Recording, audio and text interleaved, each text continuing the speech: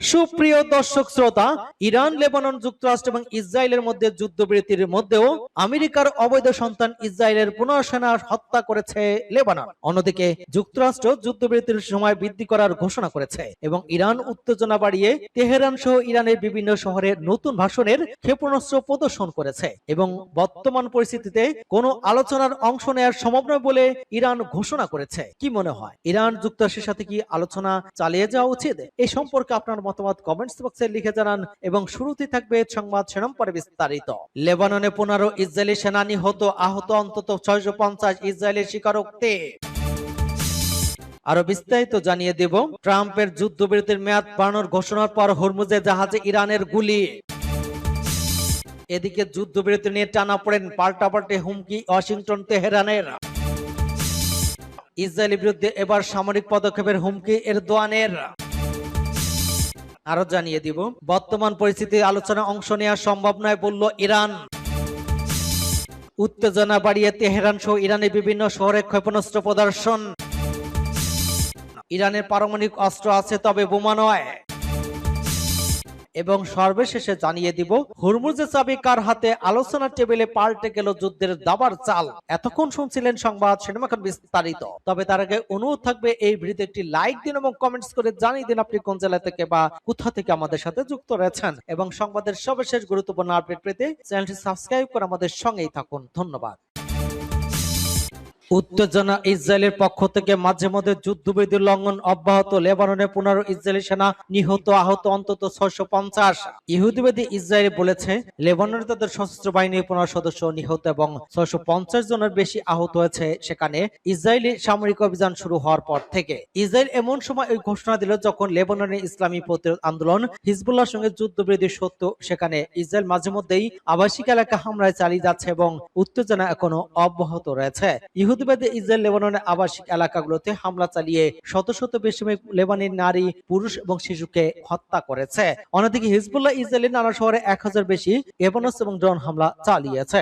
এসব হামলা ইসরায়েলের ভেতরে বহু ইসরায়েলি সেনা হতাহত হয়েছে এবং ধ্বংস হয়েছে ইসরায়েলের অনেক ট্যাঙ্ক। সূত্র বাস টুডে।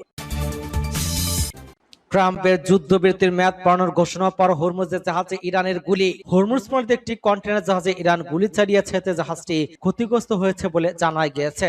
ইসলামাবাদে দ্বিতীয় আলোচনা না হয় ট্রাম্পের যুদ্ধবিরতির মেয়াদ বাড়ানোর ঘোষণার মধ্যে ওই হামলার ঘটনা ঘটল। প্রতিবেদনে বলা হয়, তেহরানের কাছ থেকে একটি একীভূত প্রস্তাবের অপেক্ষায় মার্কিন প্রেসিডেন্ট ডোনাল্ড ট্রাম্প যুক্তরাষ্ট্র ইরান যুদ্ধবিরতি অনির্দিষ্টকালের জন্য বাড়িয়ে দেওয়ার কয়েক ঘন্টা পরে ইরান ওই জাহাজে হামলা চালালো। এদিকে যুক্তরাজ্যের সামুদ্রিক যান চলাচল সংস্থা ইউকেএমটিও অনুসারে বুধবার ভোরে হরমুজ প্রণালীর কাছে একটি কন্টেনারবাহী জাহাজে ইরানে একটি গানশিপের হামলার শিকার হয়েছে।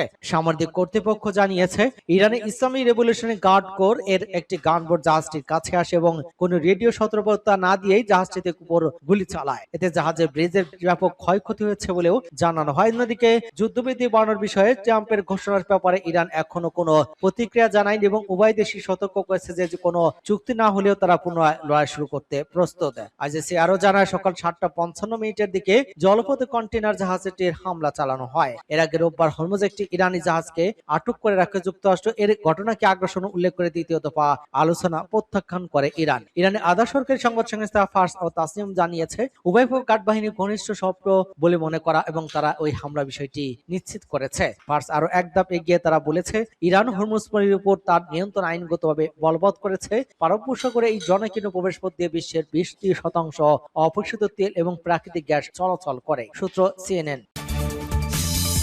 যুদ্ধবিরতি নিয়ে টানাপোড়েন, পাল্টাপাল্টি হুমকি ওয়াশিংটন তেহরানের। ইরানের সঙ্গে যুক্তরাষ্ট্রের শান্তি আলোচনা নিয়ে তৈরি হওয়া অনিশ্চয়তার মধ্যে কড়া হুঁশিয়ে দিয়েছেন মার্কিন প্রেসিডেন্ট ডোনাল্ড ট্রাম্প। তিনি বলেছেন, কোনো চুক্তি ছাড়া ইরানের সঙ্গে চলমান যুদ্ধবিরতি মেয়াদ শেষ হলে প্রচুর বোমা ফাটতে শুরু করবে। পাল্টা হুঁশিয়ে দিয়ে তেহরান বলেছে, যুদ্ধ যদি আবারও শুরু হয় তবে রণক্ষেত্রে দেখানোর জন্য তাদের হাতে নতুন কৌশল প্রস্তুত রয়েছে। পাকিস্তানের চলতি সপ্তাহে দুই দেশের মধ্যে দ্বিতীয় দফায় যে শান্তি আলোচনার হওয়ার কথা রয়েছে তার ভবিষ্যৎ এখন চরম অনিশ্চয়তার মুখে। ট্রাম্প প্রাথমিকভাবে জানিয়ে দিয়েছিলেন বৈঠক হবে মঙ্গলবার, কিন্তু সেই সম্ভাবনা আপাতত দেখা যাচ্ছে না। গত সপ্তাহান্তে হরমুজ প্রণালীর কাছ থেকে একটি ইরানি পতাকাবাহী জাহাজ যুক্তরাষ্ট্রে জব্দ করার ঘটনায় তেহরান ওই বৈঠকে যোগ না দেওয়ার হুমকি দিয়েছে। পরে তারা বৈঠকে বসার কথা বিবেচনা করছে বলে জানালেও এখনো এ বিষয়ে আনুষ্ঠানিক কোনো সিদ্ধান্ত জানায়নি। বিবিসি নিউজে এক সাক্ষাৎকার ট্রাম্পের কাছ থেকে জানতে চাওয়া হয়, যদি ইরান যুক্তরাষ্ট্র 2 সপ্তাহের ওই ভঙ্গুর যুদ্ধবিধি মেয়াদ শেষ হওয়ার আগে কোনো সমাধান না আসে তবে কি হবে। ট্রাম্প জবাব বলেন, প্রচুর পরিমাণ বোমা বিস্ফোরণ শুরু হবে। যুদ্ধবিধি মেয়াদ শেষ হওয়ার আগেই ট্রাম্প জানিয়েছেন এর মেয়াদ বাড়ানোর সম্ভাবনা ক্ষীণ। ইসরায়েলের বিরুদ্ধে এবার সামরিক পদক্ষেপের হুমকি এরদোয়ানের। ফিলিস্তিন এবং লেবাননের নৃশংসতা চালানোর জন্য ইসরায়েলকে অভিযুক্ত করেছেন তুরস্কের প্রেসিডেন্ট রিসেপ তাইপ এরদোয়ান। অতীতে কারবাব এবং লিবিয়ার মতো ইসরায়েলের বিরুদ্ধেও সম্ভাব্য সামরিক পদক্ষেপের হুমকি দিয়েছেন তিনি। রোববার ইস্তাম্বুল এক আন্তর্জাতিক সম্মেলনে ভাষণ দেওয়ার সময় এরদোয়ান ওই হুমকি দেন, রক্তে রঞ্জিত গণহত্যা চক্রটি সব ধরনের মানবিক মূল্যবোধকে উপেক্ষা করে কোনো নিয়মনীতি ছাড়াই নিরীহ শিশু এবং নারী এবং বেসামরিক নাগরিকদের হত্যা অব্যাহত রেখেছে। এরদোয়ান আর বলেছেন, যুদ্ধবিরতি সত্য ইসরায়েল বেসামরিক বসতিগুলো হামলার কারণে 12 লাখ লেবানিজ তাদের বাড়িঘর ছাড়তে বাধ্য করেছে। যদিও ইরানের সঙ্গে চলমান যুদ্ধবিরতিতে লেবাননকে অন্তর্ভুক্ত করার বিষয়টি ইসরায়েল ও যুক্তরাষ্ট্র অস্বীকার করেছে।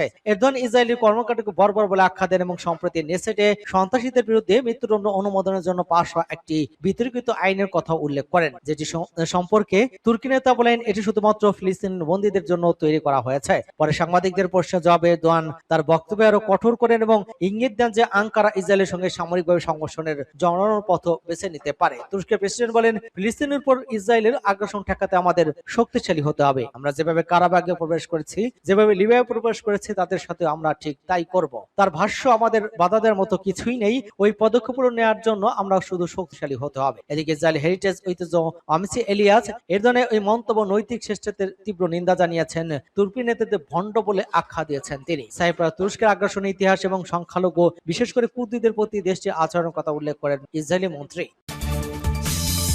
বর্তমান পরিস্থিতিতে আলোচনায় অংশ নেওয়া সম্ভব নয় বললেন বাকাই। ইরানের পররাষ্ট্র মন্ত্রণালয়ের মুখপাত্র ইসমাইল বাকাই বিবিসি দিয়ে এক সাক্ষাৎকারে বলেছেন, ইরান সদিচ্ছা এবং আন্তরিকতার সাথে আলোচনা প্রবেশ করেছিল, কিন্তু আপনারা এমন একটি আলোচক পক্ষের মুখোমুখি হয়েছেন তারা তাদের আন্তরিকতা এবং সদিচ্ছার অভাব দেখেছে। তিনি বলেছেন তারা কর্মরত তাদের অবস্থান পরিবর্তন করছে। পাসপোর্টে জানিয়েছে ইরান আলোচনায় অংশ নিতে সম্মত হওয়ার ঘোষণা দিয়ে পরে সিদ্ধান্ত পরিবর্তন করেছে কিনা এমন প্রশ্নের জবাবে বাকাই বলেন, আমরা কখনো বলিনি যে আমরা যাব এবং তারপর আমাদের প্রতিশ্রুতি ভঙ্গ করবে, যেমনটা যুক্তরাষ্ট্রের অভ্যাস। সাক্ষাৎকারে পররাষ্ট্র মন্ত্রণালয়ের এক মুখপাত্র আরো জোর দিয়ে বলেন যে হরমুজ প্রণালীতে ইরানের বন্দরগুলিতে যুক্তরাষ্ট্রের অবরোধ একটি আগ্রাসী কাজ এবং তা এখনো বহাল রয়েছে। মার্কিন জলদস্যু এবং ইরানের অবরোধের কথা উল্লেখ করে তিনি বলেন, এ থেকে বোঝা যায় কূটনৈতিক প্রতিক্রিয়া নিয়ে তারা আন্তরিক নয়। বাকাই ট্রাম্পের ওই অভিযোগ প্রত্যাখ্যান করেছেন যে হরমুজ প্রণালী না খুলে ইরান যুদ্ধবিরতি লঙ্ঘন করেছে। স্মরণ করেন, শুক্রবার ইরানের পররাষ্ট্রমন্ত্রী সামাজিক যোগাযোগ মাধ্যমে পোস্ট করার পর তিনি যা শুনেছিলেন সেখানে বলা হয়েছিল যে ইরান কর্তৃক নির্ধারিত পথ ধরে সামুদ্রিক করিডোরটি সম্পূর্ণ উন্মুক্ত থাকবে। ইরানি কূটনীতিক আরো বলেন, ট্রাম্প যে তাৎক্ষণিক ইরানকে ধন্যবাদ জানাবেন 1 ঘন্টা পরে বলেন যে তিনি অবরোধ বজায় রাখবেন। যুক্তরাষ্ট্রের সঙ্গে আলোচনার জন্য ইরানের পুরুষত্ব সম্পর্কে জানতে চাইলে পররাষ্ট্র মন্ত্রণালয়ের মুখপাত্র বলেন, আমরা স্পষ্টভাবে জানিয়ে দিয়েছি যে যদি আমরা ওই সিদ্ধান্ত উপনীত হয়ে যে ইসলামাবাদ যাওয়ার আমাদের জাতীয় স্বার্থ, তবে আমরা সেখানে যাব, কিন্তু এখনো কোনো সিদ্ধান্ত নেওয়া সম্ভব হয়নি। সূত্র পাসপোর্টে। উত্তেজনা বাড়িয়ে তেহরান সহ ইরানের বিভিন্ন শহরে ক্ষেপণাস্ত্র প্রদর্শন। যুদ্ধবিরতি শেষের আগে উত্তেজনা বাড়িয়ে তেহরান সহ ইরানের বিভিন্ন শহরে ক্ষেপণাস্ত্র প্রদর্শন করেছে ইসলামিক গার্ড বাহিনী IRGC।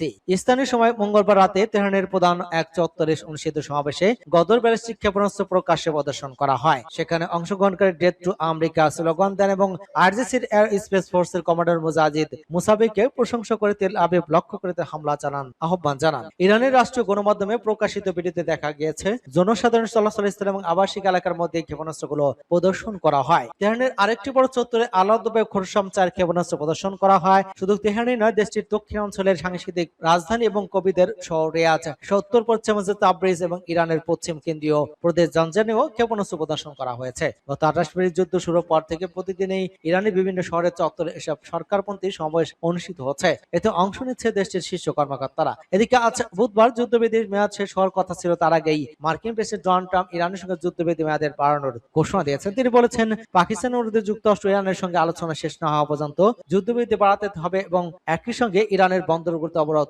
অব্যাহত থাকবে।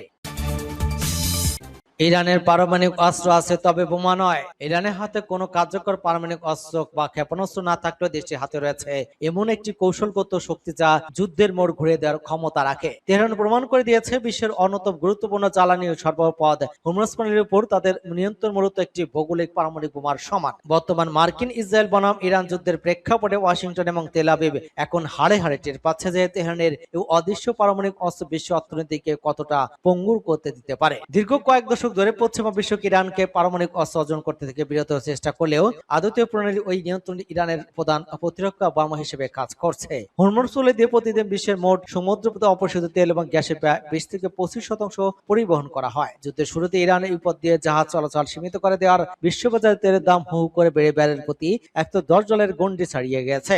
এর ফলে এশিয়া ইউরোপের দেশগুলোতে জ্বালানি সংকট চরম আকার ধারণ করেছে। বিশেষ করে ভারত, চীন, দক্ষিণ কোরিয়া, জাপানের মতো বড় অর্থনৈতিক দেশগুলো যারা ওই রুটের উপর ব্যাপকভাবে নির্ভরশীল তারা বড় ধরনের আর্থিক ক্ষতির মুখে পড়েছে। এমনকি বাংলাদেশ, পাকিস্তান, শ্রীলঙ্কার মতো দক্ষিণ এশিয়ার দেশগুলোতেও জ্বালানি রেশনিং করতে হয়ে যাচ্ছে, তা সাধারণ মানুষের জীবনযাত্রায় ব্যাপক প্রভাব ফেলেছে।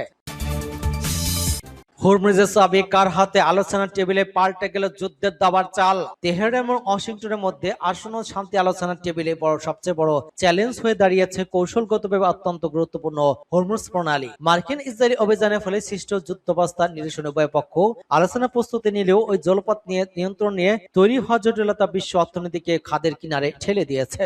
বিশ্বের মোট তেল ও প্রাকৃতিক গ্যাসের প্রায় 1/5 এই প্রণালী দিয়ে পরিবাহিত হওয়া, যা বর্তমানে প্রায় স্থবির হয়ে পড়েছে। গত ফেব্রুয়ারির শেষ ভাগ থেকে এই পথ দিয়ে জ্বালানি সরবরাহ তলানিতে ঠেকেছে এবং বর্তমান যে সামান্য পরিমাণ তেল পরিবহন করা হচ্ছে তার অধিকাংশই ইরানের। বিশেষজ্ঞদের মধ্যে ইরান এবং আন্তর্জাতিক সমুদ্রপথের উপর নিজেদের কর্তৃত্ব বজায় রাখতে মরিয়া যুদ্ধের পর থেকেই ইরানি কর্তৃপক্ষ কার্যত ওই জলপথটি অবরুদ্ধ করে রেখেছে, যার সরাসরি প্রভাব পড়েছে বিশ্ব বা জ্বালানির পুরো মূল্যের উপর। কিছু বিশেষজ্ঞ মনে করছেন ভবিষ্যতে এই প্রণালী দিয়ে যাতায়াতকারী জাহাজের উপর ইরান একটি স্থায়ী টোল বা মাসুল ব্যবস্থা চালু করতে পারে। তবে মার্কিন যুক্তরাষ্ট্র এমন কোনো সিদ্ধান্ত রাজি হবে কিনা তা স্পষ্ট বা যথেষ্ট সন্দেহ রয়েছে, কারণ এতে বিশ্ব অর্থনীতির উপর ইরানি একচেটিয়া প্রভাব তৈরি হওয়ার ঝুঁকি থাকে। সংঘাত শুরুর আগে প্রণালী দিয়ে প্রতিদিন শতাধিক জাহাজ চলাচল করলেও বর্তমানে তা হাতে গোনা কয়েকটি নেমে এসেছে।